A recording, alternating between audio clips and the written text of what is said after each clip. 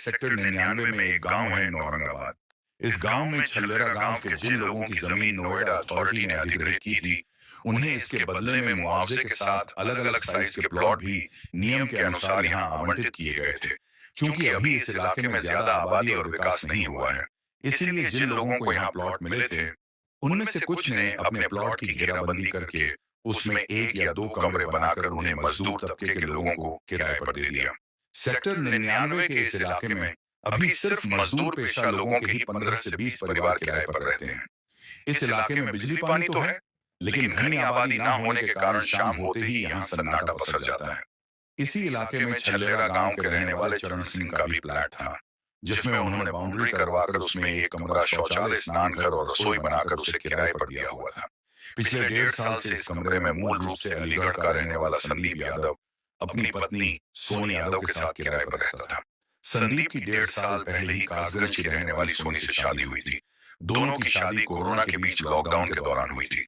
संदीप पहले सेक्टर 99 में ही हिंडन बैराज के पास किराए के किसी दूसरे कमरे में अपने एक दोस्त के साथ रहता था, लेकिन शादी के बाद गृहस्थ होने के कारण उसने चरण सिंह का मकान किराए पर ले लिया।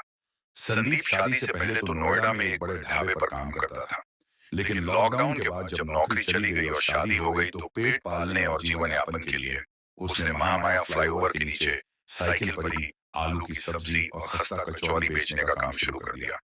संयोग से काम भी ठीक ठाक चलने लगा और संदीप नौकरी से ज्यादा अपने काम से पैसा कमाने लगा।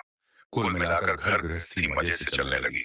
अपने घर पर ही पत्नी सोनी की मदद से वह सुबह के वक्त खस्ता कचौरी और सब्जी खुद तैयार करता और फिर साइकिल पर रखकर उसे बेचने के लिए हर सुबह 10 से 11 बजे तक महामाया फ्लाईओवर के नीचे पहुंच जाता और शाम को 5 बजे तक अपना संदीप ने सोनी को बाहर से ही दरवाजा खोलने के लिए आवाज लगाई। लेकिन काफी देर तक जब दरवाजा नहीं खुला, माल बेचकर वापस घर लौट जाता था।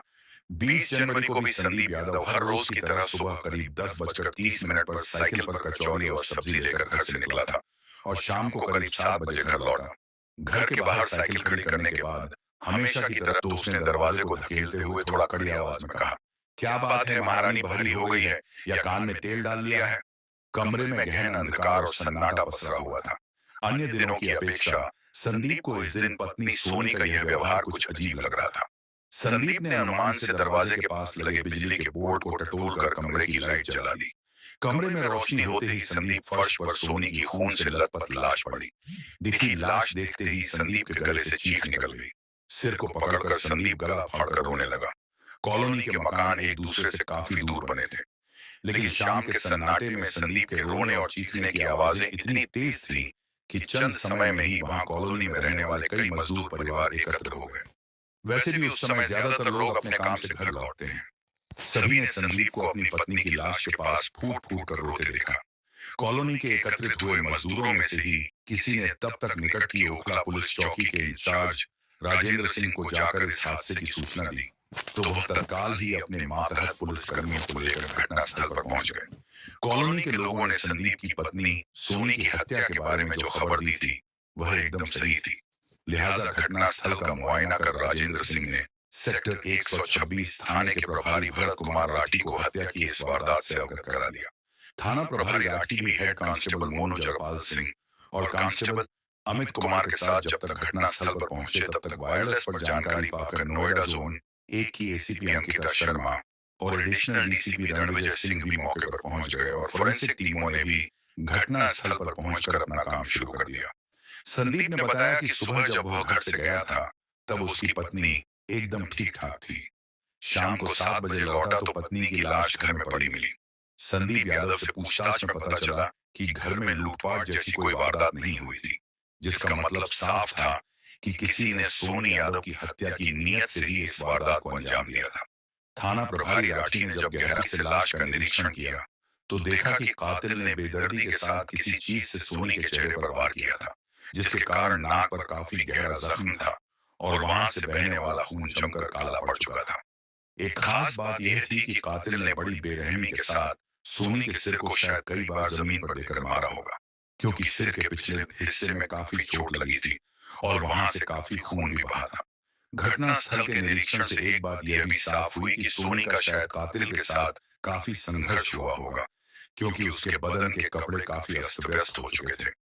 ब्लाउज के आगे का हिस्सा पूरी तरह फटा हुआ था और शरीर पर पहनी हुई साड़ी भी घुटनों से ऊपर तक खिसकी हुई थी, जिससे लग रहा था कि उसके साथ कातिल ने या तो शारीरिक संबंध बनाए होंगे या फिर इसका प्रयास किया होगा। उच्चाधिकारियों के निर्देश पर जांच की सभी औपचारिकताएं पूरी करके थाना प्रभारी राठी ने सोनी यादव के शव को पोस्टमार्टम के लिए जिला अस्पताल भिजवा दिया।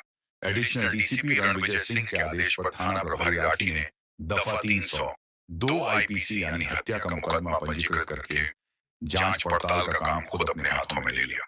एक बात थी जो पुलिस की समझ से परे थी, वह यह कि संदीप यादव ने बताया था कि उसकी ना तो किसी से दुश्मनी है, ना ही घर में लूटपाट हुई है। वैसे भी संदीप के घर में लूटपाट के लिए कोई ऐसी कीमती चीज भी नहीं थी कि उसके लिए बदमाश किसी की जान ले ले। हाँ, जिस संदिग्ध हाल में सोनी यादव का शव मिला था, उससे यह जरूर लग रहा था कि कोई ऐसा जरूर है जिसकी सोनी के ऊपर नियत खराब थी। थाना प्रभारी राठी को एक बार संदीप यादव से कुछ खास बिंदुओं को लेकर पूछताछ करनी जरूरी लगी। लिहाजा उन्होंने अगली सुबह पोस्टमार्टम के बाद जब सोनी यादव के शव का अंतिम संस्कार हो गया, तो संदीप यादव को पूछताछ के लिए थाने बुलाया। इस दौरान सोनी के घर वाले भी अगली सुबह तक उसकी हत्या की सूचना पाकर उसके घर पहुंच गए थे। सोनी मूल रूप से उत्तर प्रदेश के कासगंज कस्बे की रहने वाली थी। उसके परिवार में माता पिता के अलावा 2 भाई और 4 बहनें थी। 2 भाई शैलेश यादव व अखिलेश यादव से बड़ी एक बहन थी, जबकि 3 बहनें छोटी थी। परिवार की दोनों सबसे छोटी लड़कियों को छोड़कर सभी की शादी हो चुकी थी। सोनी यादव की शादी 2020 के मध्य में कोरोना लॉकडाउन के दौरान करीब 1.5 साल पहले हुई थी। जब पुलिस ने सोनी के भाई अखिलेश यादव से उसकी बहन के बारे में पूछा, तो उसने अपने बहनोई संदीप पर कोई शक तो नहीं जताया, लेकिन उसकी यह शिकायत थी कि जब संदीप के पास रहने का कोई सुरक्षित ठिकाना नहीं था, तो उन्हें सोनी को ऐसे स्थान पर लाकर रखना ही नहीं चाहिए था। उसने अपनी बहन सोनी से कहा भी था कि जब तक संदीप रहने के लिए कोई दूसरी जगह नहीं ले लेता, वह वापस नहीं जाए। लेकिन सोनी ने उसकी एक नहीं मानी, जिसका खमियाजा उसकी जान के रूप में चुकाना पड़ा। सोनी यादव के घर वालों से कत्ल और कातिल का कोई सुराग नहीं मिला था। इसलिए सेक्टर 126 थाने की पुलिस ने आस पड़ोस के लोगों से भी पूछताछ की, ताकि पता चल सके कि सोनी का चाल चलन कैसा था और संदीप की गैर मौजूदगी में किसी ने उसके घर में किसी को आते जाते तो नहीं देखा था। लेकिन कॉलोनी के लोगों से पूछताछ में भी कोई मदद नहीं मिली। अब बारी थी संदीप यादव से कुछ अहम मुद्दों पर पूछताछ करने की। संदीप ने पुलिस को बताया कि उसकी पत्नी के शायद अपने ही गांव के अजय नाम के लड़के से शादी से पहले ही संबंध थे। संदीप ने आशंका जताई कि हो सकता है उसने ही सोनी को मार दिया हो। यह जानकारी बेहद महत्वपूर्ण थी, इसलिए पुलिस की एक टीम उसी दिन कासगंज रवाना हो गई और अजय को हिरासत में लेकर नोएडा ले आई। दरअसल अजय को पूछताछ के लिए लाने का आधार यह था कि पुलिस ने संदीप से मिली जानकारी के आधार पर सोनी के मोबाइल फोन की कॉल डिटेल्स निकलवाई, और जब उसे खंगाला गया तो पता चला कि सोनी और अजय के बीच हर दिन कई बार फोन पर लंबी लंबी बातें होती थी और व्हाट्सएप कॉल भी होता था। मोबाइल कॉल डिटेल्स की रिपोर्ट साफ बता रही थी कि दोनों के बीच साधारण संबंध नहीं थे। अजय से जब पूछताछ हुई तो पहले उसने पुलिस को बरगलाने का प्रयास किया, लेकिन जब उसके साथ सख्ती की गई तो वह टूट गया और कबूल कर लिया कि सोनी के साथ उसके पिछले कई सालों से संबंध थे। सोनी की जब से शादी हुई थी, इसके बाद भी जब वह अपने गांव आती थी, तो दोनों मौका मिलने पर एकांत में मिलकर अपनी पुरानी मोहब्बत की यादों को ताजा करते रहते थे। थाना प्रभारी राठी ने जब अजय का मोबाइल फोन चेक कराया, तो उन्हें उसमें सोनी तथा अजय के कुछ ऐसी अवस्थाओं के फोटो मिले जो दोनों के बीच के नाजायज रिश्ते को साबित करते थे। लेकिन अजय के फोन की कॉल डिटेल्स रिपोर्ट और उसकी लोकेशन से कहीं भी यह साबित नहीं हो रहा था कि वह सोनी की हत्या वाले दिन या उससे पहले नोएडा आया था, या फिर उसने किसी संदिग्ध नंबर पर बात की थी। इंस्पेक्टर राठी एक बात तो अच्छी तरह समझ गए कि अजय और सोनी के बीच संबंध होने के बावजूद अजय के पास सोनी की हत्या का कोई मोटिव नहीं था। लेकिन संदीप यादव, जिसको यह बात पता थी कि उसकी बीवी के अजय से संबंध है, तो उसके पास तो सोनी की हत्या करने का पुख्ता आधार था। एक सीधे से दिखने वाले अनपढ़ आदमी ने पुलिस को कैसे अपने जाल में फंसाकर गुमराह कर दिया। बड़बड़ाते हुए राठी ने मुक्का मेज पर मारते हुए उसी समय एसआई राजेंद्र सिंह को तत्काल सोनी के पति संदीप यादव की कॉल डिटेल्स निकलवाने का आदेश दिया। थाना प्रभारी राठी को न जाने क्यों यकीन होने लगा था कि सोनी की हत्या के पीछे कहीं ना कहीं संदीप का हाथ हो सकता है। इसीलिए उन्होंने उसकी कॉल डिटेल्स निकलवाई थी, लेकिन उसमें कोई ऐसी जानकारी, संदिग्ध नंबर या लोकेशन नहीं मिली जिससे इस मामले में अजय की भूमिका को साबित किया जा सके। 1 सप्ताह बीत चुका था। पुलिस को सोनी की पोस्टमार्टम रिपोर्ट मिल गई थी। जिस बात का शक था वही हुआ सोनी यादव की मौत सिर में चोट लगने से हुई थी। इतना ही नहीं, उसकी मौत के बाद उसके साथ शारीरिक संबंध भी बनाया गया था। बस यही वह कारण था जिसकी वजह से पुलिस को संदीप यादव पर किए गए शक से अपना ध्यान हटाना पड़ा।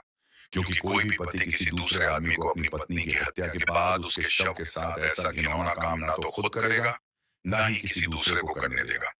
संदीप यादव को संदेह से बाहर करने का दूसरा कारण यह भी था कि एक तो उसकी कार डिटेल्स में कोई संदिग्ध बात नहीं मिली। दूसरे, महामाया फ्लाईओवर के नीचे रेहड़ी पटरी लगाने वाले कई लोगों से पूछताछ के बाद इस बात की पुष्टि भी हो गई थी कि संदीप यादव उस शाम को हमेशा की तरह शाम को 6 बजे अपना काम खत्म करके साइकिल लेकर वहां से गया था। इसके बाद संदीप पर शक करने की कोई वजह पुलिस के पास नहीं थी। राठी ने एक बार फिर से घटना स्थल के आसपास रहने वाले लोगों से पूछताछ करने का फैसला किया। इसी कड़ी में पुलिस इलाके के हर घर में जाकर पूछताछ कर रही थी। लेकिन पुलिस ने तब पहली बार नोटिस किया कि एक प्लॉट पर बना कमरा ऐसा था जो घटना वाली रात को पूछताछ कर रहा था। करते हुए भी पुलिस को बंद मिला और एक सप्ताह बाद जब पुलिस ने दोबारा छानबीन की तब भी बंद पाया गया। पुलिस ने जब आसपास के लोगों से इस मकान में रहने वाले शख्स के बारे में पूछा तो पता चला कि बुलंदशहर के छताली कस्बे का रहने वाला रामवीर साहू उस कमरे में रहता है। रामवीर साहू पहले तो गुड़ बेचने का काम करता था, लेकिन 3 से 4 महीनों से वह ऑटो रिक्शा चलाने का काम कर रहा था। लोगों ने बताया कि जिस दिन सोनी की हत्या हुई उस दिन सुबह के वक्त तो वह अपने घर में दिखा था, लेकिन इसके बाद से वह किसी को दिखाई नहीं दिया। यह जानकारी रामवीर साहू को संदेह के दायरे में लाने के लिए काफी थी। पुलिस ने जब संदीप यादव से रामवीर साहू के बारे में पूछा तो उसने बताया कि कॉलोनी में रहने के कारण उसकी साहू से जान पहचान तो है, लेकिन वह उसके बारे में बहुत अधिक नहीं जानता। संदीप ने बताया कि कभी कभी रामवीर साहू महामाया मेट्रो स्टेशन के नीचे, जहां वह कचौड़ी बेचता है, सवारी लेने के लिए आकर खड़ा हो जाता था। संदीप ने बताया कि इसी कारण अक्सर उसकी रामवीर साहू से बातचीत हो जाती थी। संदीप यादव और कॉलोनी के दूसरे लोगों से रामवीर साहू के बारे में जो सबसे महत्वपूर्ण जानकारी मिली वह यह थी कि वह अक्सर शराब के नशे में रहता था।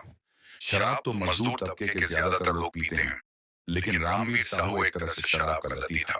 दिन हो या रात वह अक्सर शराब के नशे में दिख जाता था। रामवीर साहू के बारे में कुछ और जानकारी एकत्र की गई तो पता चला कि वह अविवाहित था और इस इलाके में आने से पहले अपनी बहन के पास छल्ले गांव में रहता था। रामवीर साहू थाना प्रभारी राठी के रडार पर आ चुका था। उन्होंने साहू की बहन का पता हासिल कर लिया और छल्लेरा गांव में जाकर जब उसकी बहन से उसके बारे में पूछा तो उसने बताया कि 20 जनवरी 2022 की रात को वह उसके पास आया था, लेकिन उसने बहुत शराब पी रखी थी। अगली सुबह जब उसने रामवीर साहू को शराब पीकर अपने घर आने की बात पर खरी खोटी सुनाई तो वह दोपहर को वहां से गांव जाने की बात कहकर चला गया। रामवीर साहू के बारे में जैसे जैसे जानकारियां मिल रही थी उसके खिलाफ शक का दायरा बढ़ता जा रहा था। सोनी यादव हत्याकांड की जांच में अब तक हुई प्रगति के बारे में जब एडीसीपी रणविजय सिंह को रामवीर साहू के बारे में तमाम जानकारियां मिली तो उन्होंने थाना प्रभारी राठी को उसके मोबाइल फोन की कॉल डिटेल्स निकलवाने के लिए कहा। राठी ने कॉल डिटेल्स निकलवा कर उसके फोन को ट्रेसिंग पर भी लगवा दिया। एसआई राजेंद्र सिंह के नेतृत्व में पुलिस की एक टीम लगातार रामवीर साहू के पीछे लगी थी। पुलिस टीम बुलंदशहर में उसके गांव छतारी पहुंची तो पता चला कि रामवीर साहू 21 जनवरी को अपने गांव आया तो था, लेकिन गांव में कोई नहीं था क्योंकि उसका एक भाई दिल्ली के शाहदरा इलाके में रहता है। उसकी बेटी की 10 फरवरी को शादी थी। उसी में शरीक होने के लिए माता पिता और परिवार के दूसरे लोग गए हुए थे। पुलिस की एक टीम रामवीर साहू के भाई अजय वीर के घर का पता लेकर वहां पहुंची तो पता चला कि 23 जनवरी को रामवीर वहां आया जरूर था, लेकिन परिवार को उसका शराब पीना पसंद नहीं था और उसने खूब शराब पी हुई थी। इस पर परिवार वालों ने उसे वहां से यह कहकर भगा दिया कि उनके यहाँ शराबियों के लिए कोई जगह नहीं है। पुलिस टीम को वहीं से यह जानकारी मिली कि रामवीर साहू की एक मौसी इंद्रवरम के घरों में रहती है, जिनसे उसकी खूब पटती भी है। हो सकता है रामवीर उनके यहाँ गया हो। मौसी का पता लेकर जब पुलिस टीम घरों में उसकी मौसी के यहाँ पहुंचकर पूछताछ किया तो पता चला कि रामवीर उनके यहाँ आया था, लेकिन वह काफी शराब पिए हुए था और काफी डरा सहमा हुआ था। मौसी ने पूछा तो उसने शराब के नशे में बताया कि उससे एक बड़ा गुनाह हो गया है, उसने किसी औरत को मार दिया है। मौसी ने पुलिस को बताया कि यह सुनकर वह बहुत डर गई थी, इसलिए उसने रामवीर से कह दिया कि वह तुरंत यहाँ से चला जाए, क्योंकि वह किसी पचड़े में नहीं पड़ना चाहती।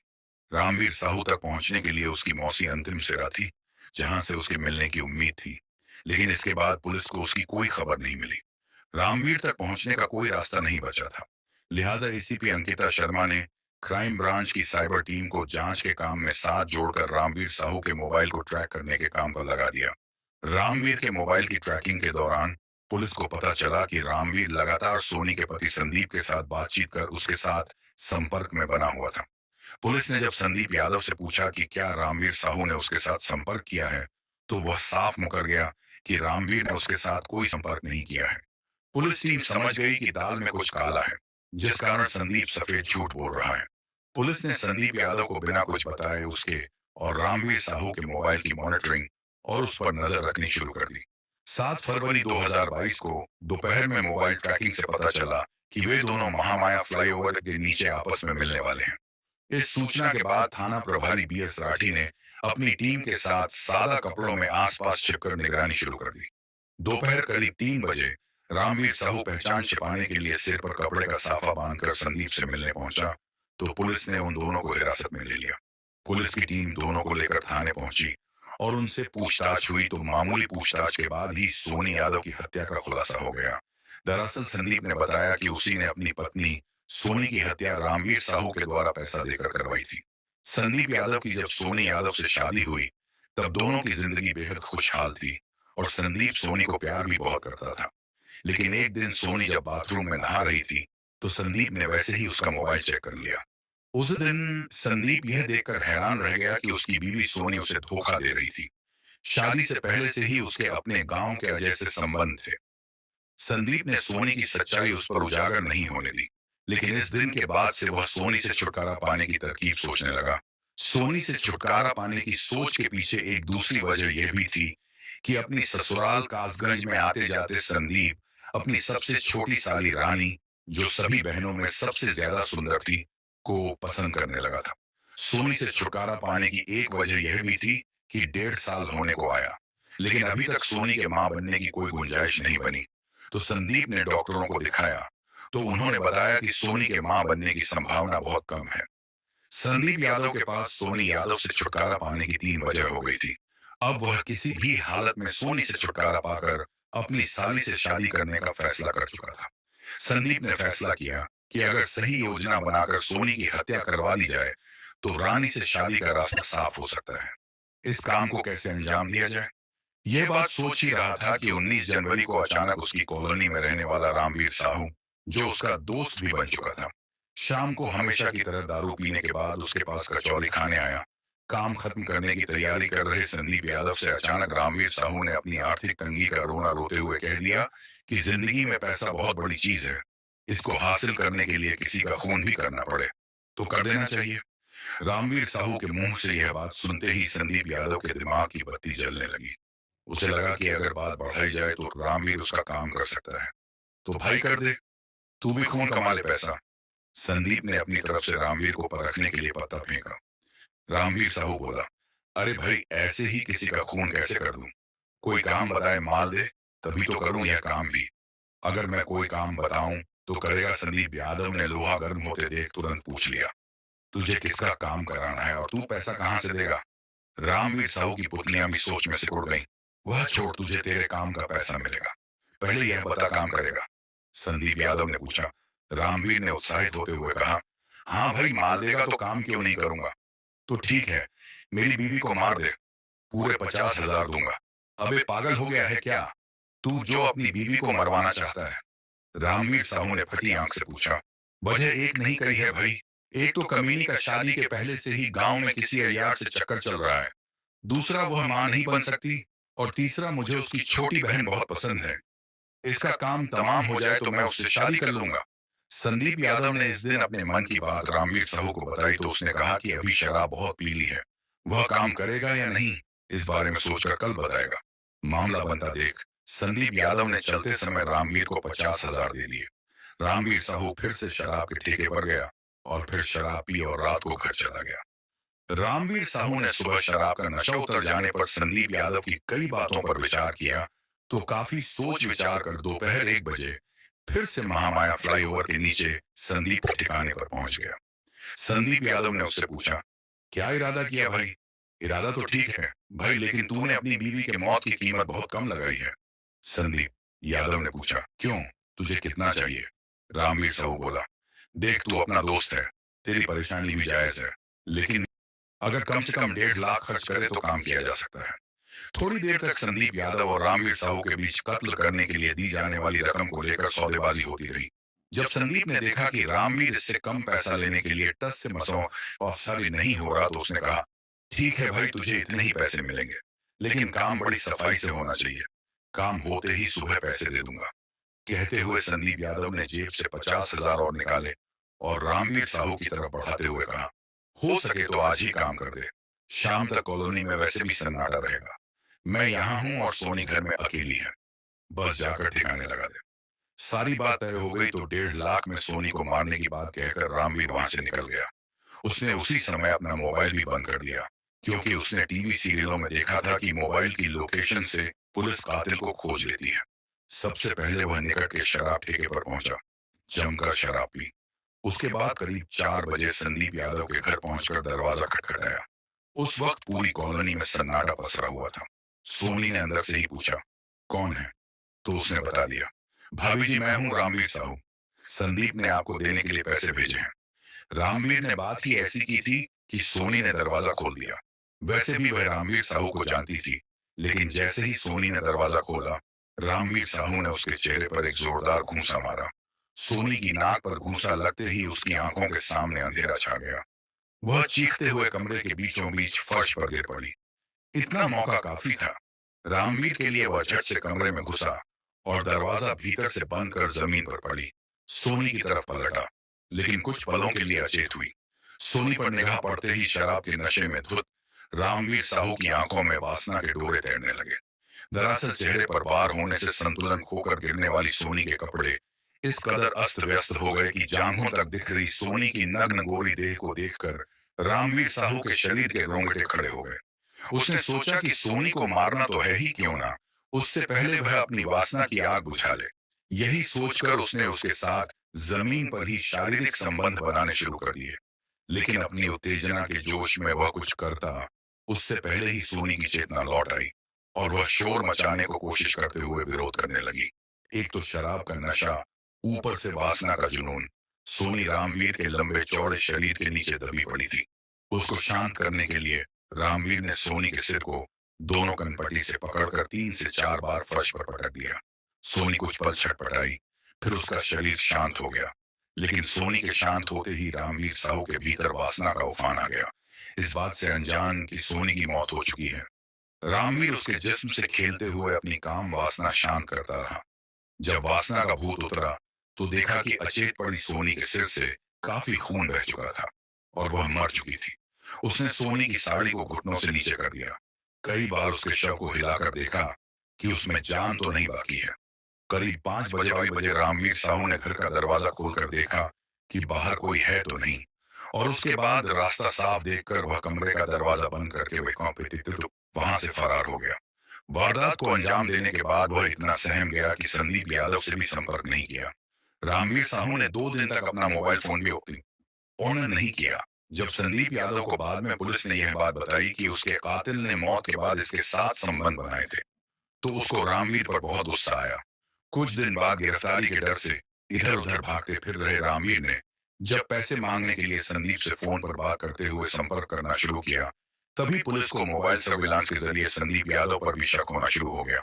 इस मामले में ना तो मोबाइल फोन की कॉल डिटेल से कोई मदद मिली, क्योंकि कातिल और साजिश रचने वाले के बीच कोई फोन संपर्क रिकॉर्ड ही नहीं था। ना ही रामवीर अपने फोन को ऑन करके घटना स्थल पर गया था, ना ही घटना का कोई चश्मदीद गवाह था, और ना ही रामवीर को घटना स्थल पर जाते किसी सीसीटीवी ने कैद किया था। इसलिए पुलिस अंधेरे में हाथ पांव मार रही थी। लेकिन अपने डर के कारण अगर रामवीर साहू अपना घर छोड़कर गायब नहीं होता और बाद में वह फोन पर संदीप यादव से संपर्क नहीं करता, तो शायद पुलिस कभी सोनी यादव के हथियारों तक पहुंच ही नहीं पाती। अपनी साली को पाने की चाहत में संदीप यादव ने अपनी बेवफा बीवी को मरवाने की साजिश रचकर जो घिनौना अपराध किया, वह तो गलत था ही, लेकिन रामवीर साहू ने सोनी की हत्या कर उसके मृत शरीर से वासना की, जो भूख शांत की, वह हैवानियत की सभी सीमाओं से परे थी।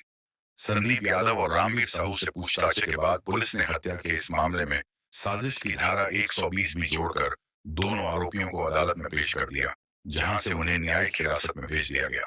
दोस्तों, इस कहानी को सुनाने का हमारा उद्देश्य किसी की भावनाओं को आहत करना, किसी को ठेस पहुंचाना या परेशान करना बिल्कुल नहीं था। हमारा उद्देश्य केवल आप सभी को जागरूक करना, सचेत करना और सतर्क रहने के लिए प्रेरित करना है। दोस्तों, इस पूरी घटना के बारे में आपकी क्या राय है, कमेंट बॉक्स में जरूर बताएं। और अगर हमारी मेहनत पसंद आई हो तो इस वीडियो को लाइक करते हुए शेयर भी करें। अगर आपने अब तक चैनल को सब्सक्राइब नहीं किया है तो हमारे चैनल को सब्सक्राइब कर लीजिए। आज बस इतना ही, कल फिर मिलते हैं एक नई स्टोरी के साथ। तब तक के लिए जय हिंद, जय भारत, वंदे मातरम।